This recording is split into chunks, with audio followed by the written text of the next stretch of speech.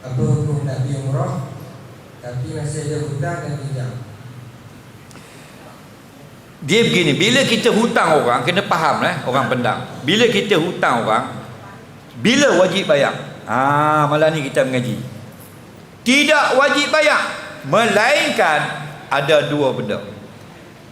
Kita hutang orang RM1 ke, RM1 ke, tidak wajib bayar. Melainkan ada dua benda baru wajib bayar. Apa dua benda tu? Pertama, sampai tarikh yang dijanjikan.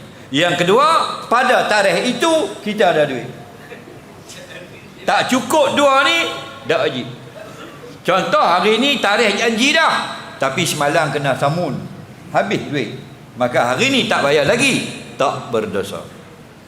Yang berdosa ialah hari ni dah tarikh janji bayar, hari ni kita ada juga duit, tak bayar juga, berdosa. Faham lagi? Okey. Jadi dia pergi umrah bulan 7, dia berjanji dengan hutang orang bayar bulan 8, dia pergi umrah, tidak berdosa.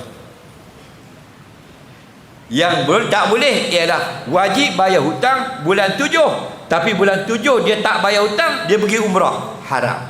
Apa yang haram? Pergi umrah, tak bayar hutang. Jelas lagi? Lagi soalan?